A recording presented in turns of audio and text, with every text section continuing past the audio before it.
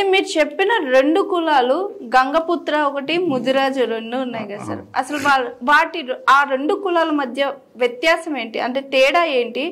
But ఆ 2 కులాల మధ్య ఘర్షణలు ఏంటి సార్, ఎందుకు వస్తున్నాయి అసలు ఆ 2 కులాల? చాలా ముఖ్యమైన క్వశ్చన్. ఎందుకంటే ఈ 2 కులాల మధ్యన వీళ్ళు అన్నదమ్ములే, గ్రామీణ ప్రాంతాల్లో కలిసి మెలిసి చాలా సోదరభావంగా ఉంటారు. కాకపోతే ఈ పాలక వర్గాలు ఏదైతుందో, రాజశేఖర రెడ్డి ముఖ్యమంత్రిగా ఉన్నప్పుడు తెలంగాణ ఉద్యమం ఒక బలమైన ఒక ఉద్యమంగా నడుస్తున్నటువంటి పరిస్థితుల్లో ఒక తెలంగాణ ఉద్యమాన్ని, ప్రత్యేక తెలంగాణ ఉద్యమాన్ని పక్కదో పట్టించడం కోసం అప్పుడు రాజశేఖర రెడ్డి ఏం చేసిందంటే ముదిరాజు సామాజిక వర్గాన్ని అలర్ట్ చేయడం, ఒకవైపు చేయడం కోసం తెలంగాణలో ప్రధానమైన శిక్షణ ముదిరాజు బీసీ సామాజిక వర్గంలో వాళ్ళని బీసీడీ నుంచి బీసీఏలో కలుపుతా అని చెప్పి ఒక జీవో తీసుకొచ్చింది. అప్పుడు సేమ్ తెలంగాణ మూమెంట్ జరుగుతున్నప్పుడు వైఎస్ రాజశేఖర రెడ్డి జీవో తెచ్చింది.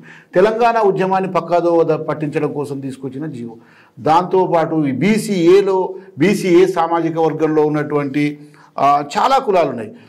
గంగపుత్ర కానీ, సాకలి, మంగలి, కుమ్మరి, కమ్మరి, మేదరి, వీళ్ళందరూ తెలంగాణ బీసీఏలో దాదాపు 56 కులాలు ఉన్నాయి.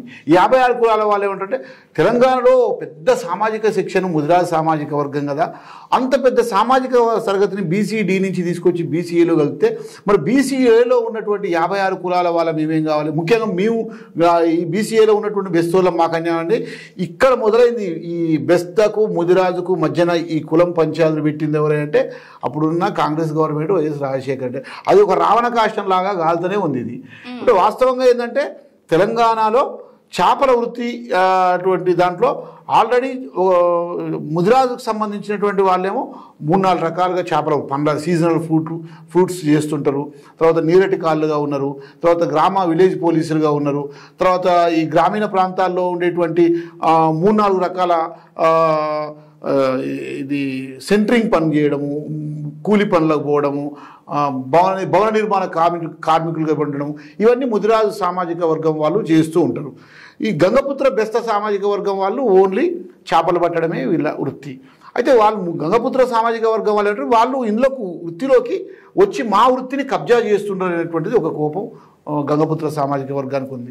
సరే, ఏదేమైనా ఇక్కడ మనం గమనించాల్సింది ఏంటంటే ముదిరాజులు వృత్తుల బేస్లోనే కులాలు ఏర్పడ్డాయి. ఇక్కడ మనం చాలా గమనించాల్సిన విషయం ఏంటంటే బట్టలు ఉతికే వాళ్ళంతా సాకలోళ్ళు, క్షవరాలు చేసేటువంటి వాళ్ళంతా మంగళోళ్ళు, చేపలు పట్టేటోళ్ళంతా బెస్తోళ్ళు, అదేవిధంగా కళ్ళు గీసే వాళ్ళంతా గౌన్లోళ్ళు, ఈ వృత్తుల ప్రాతిపదిక చెప్పులు కుట్టేటువంటి వాళ్ళంతా మాదిగోళ్ళు, బొందలు పెట్టేటువంటి వాళ్ళంతా కూడా బేగరోళ్ళు, ఇట్లా మాలవాళ్ళు, ఇట్లా ఈ విధంగా వృత్తుల ప్రాతిపదిక మీద కులాలు ఏర్పడ్డాయి.